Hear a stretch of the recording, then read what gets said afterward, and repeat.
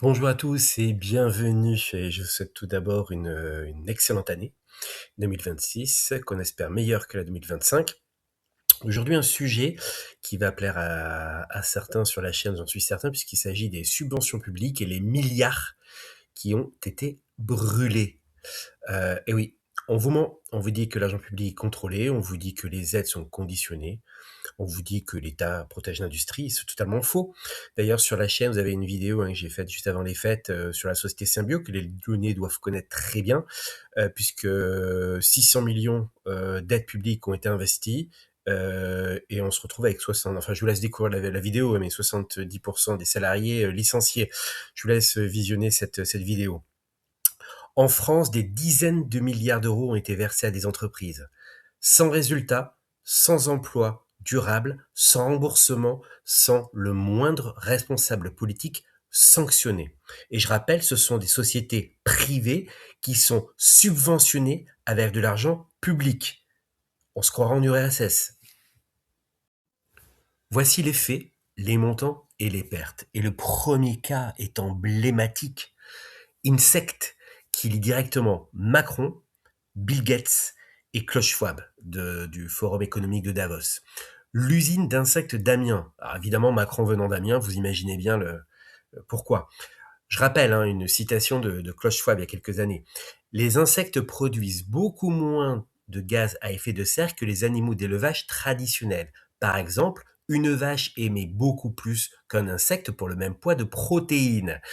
Donc Davos avait lancé la corde pour se débarrasser des cheptels, qui a été repris par Claude Moscovici, d'ailleurs, qui l'a confirmé, le président de la Cour des comptes. On se demande ce qu'il fait là-bas, lui, celui-là, qui a confirmé effectivement qu'il y avait un but de réduire le cheptel français, qui a été confirmé par la ministre de l'Agriculture. Le projet donc à Amiens, c'est un élevage industriel de vers de farine destiné à l'alimentation animale et humaine, présenté comme une révolution alimentaire et un fleuron de la réindustrialisation verte. Vous avez vu, je vous ai mis, vous avez plusieurs vidéos, notamment sur Davos, qui sont liées un petit peu à ça, pour comprendre un petit peu que c'est pas venu n'importe comment ce projet d'insecte. Comme on le voit, un projet soutenu politiquement au plus haut niveau. Les montants, à peu près 600 millions d'euros. La part publique est parapluie estimée à peu près 200 millions d'euros via BPI France, dispositif France 2030, les aides européennes, des prêts, des subventions, des garanties publiques. Alors attention, l'argent n'a pas été promis, il a été engagé et versé. Résultat, l'usine géante d'Amiens n'a jamais atteint son régime industriel. Elle a été mise à l'arrêt, puis abandonnée, restructurée, licenciement, recentrage d'activité, aucun modèle économique viable sans subvention massive. Alors juste avant, je vous ai cité une citation en tout cas des propos tenus par les ministres de l'Agriculture. Non, c'était la ministre de la Santé, plus précisément. Je tenais à rectifier. Alors pourquoi ça a échoué, cette usine? Eh bien d'abord les coûts énergétiques délirants, un processus industriel ultra capitalistique, une demande quasi inexistante pour l'alimentation humaine, un marché artificiellement créé par la subvention, un modèle totalement dépendant de l'argent public. 200 millions d'euros d'argent public pour une usine à l'arrêt. Le cas numéro 2, Ascoval.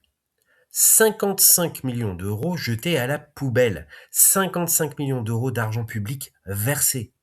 L'objectif était de sauver la Syrie. Résultat, faillite en série, fermeture définitive, zéro emploi sauvegardé. Aucun remboursement, aucun élu inquiété, 55 millions d'euros brûlés.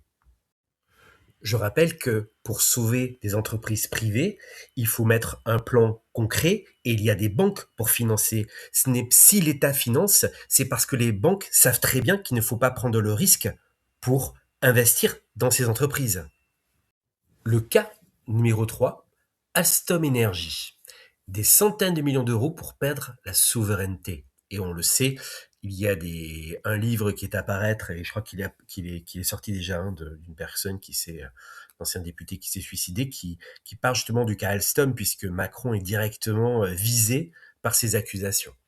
Donc, des subventions, des garanties d'État public, un soutien massif de l'État pour, encore une fois, une entreprise qui, logiquement, a les reins solides.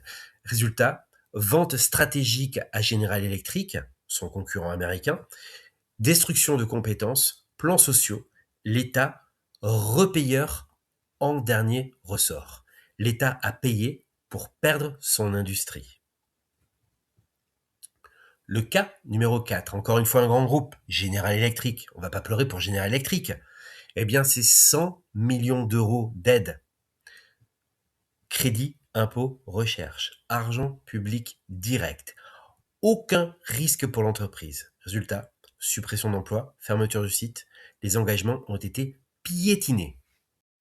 Le quatrième cas, ArcelorMittal. Encore une fois, un gros monstre de l'industrie. Des dizaines de millions d'euros pour tuer Florange. Des aides énergétiques, du soutien territorial et de l'accompagnement public pour le résultat que les hauts fourneaux ont été fermés, une dépendance accrue à l'étranger et un bassin industriel sinistré. Une nouvelle fois, l'État a subventionné la fermeture qui était déjà actée. Encore une fois, si les banques n'investissent pas, c'est qu'il n'y a pas de solution. C'est bien de vouloir sauver des emplois, mais c'est perdre de l'argent pour quelque chose de toute façon qui va arriver, qu'on ne peut pas empêcher.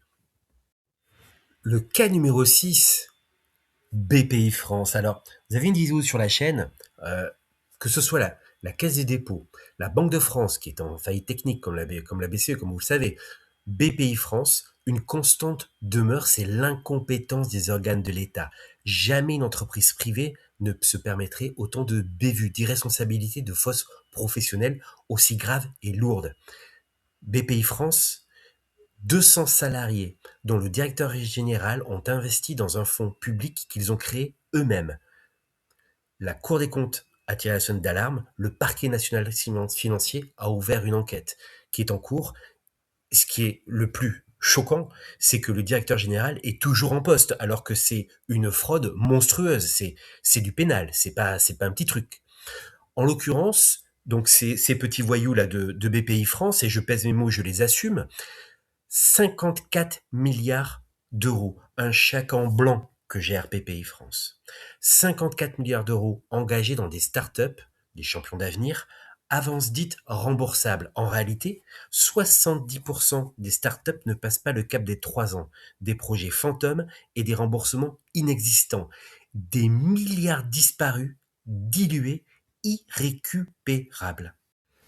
Ce n'est pas une série d'échecs, c'est un système organisé. L'État prend l'argent aux citoyens, il le donne sans contrôle réel. Les entreprises encaissent, les emplois disparaissent, les élus ne risquent rien. Ce n'est pas de l'incompétence, c'est une irresponsabilité institutionnalisée. Quand l'argent public finance la désindustrialisation, ce n'est plus une erreur, c'est un choix. Et pour ceux qui s'inquiétaient, on va parler du site Huawei, désolé pour la prononciation en Alsace, à Bromat. J'espère que je prononce bien là aussi, je ne suis pas de là, je suis du sud-ouest. Donc c'est un projet ambitieux, plusieurs centaines d'emplois, on parle de 300 emplois, voire 500 à terme, un investissement estimé entre 200 et 300 millions d'euros et une production ciblée sur le matériel 4G, 5G en pleine expansion.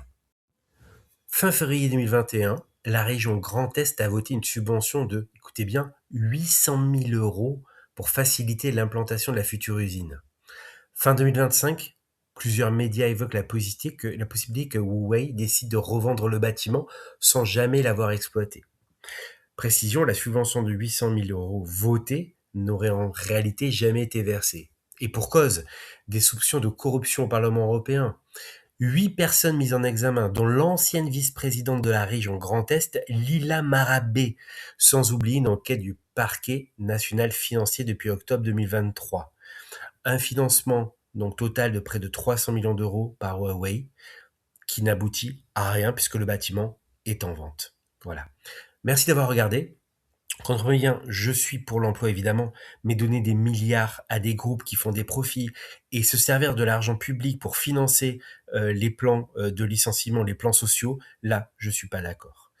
Ici, on débat pas d'intention ni d'idéologie, même si certains parlent d'une chaîne anti-vax et pro-Frexit. Alors là, je comprends pas parce que faut vraiment être simple d'esprit pour pour ne nier les sources institutionnelles et les faits qui sont toujours cités dans les vidéos.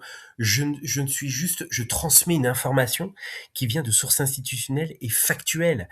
Je ne suis en rien pour disons, de mon propre opinion. J'ai mon opinion évidemment, mais ce que j'essaie de te faire transparaître, c'est c'est la vraie information. Ici, on regarde les chiffres officiels, ce qu'ils révèlent du pouvoir et de la désinformation médiatique. Merci et à très très bientôt sur la chaîne.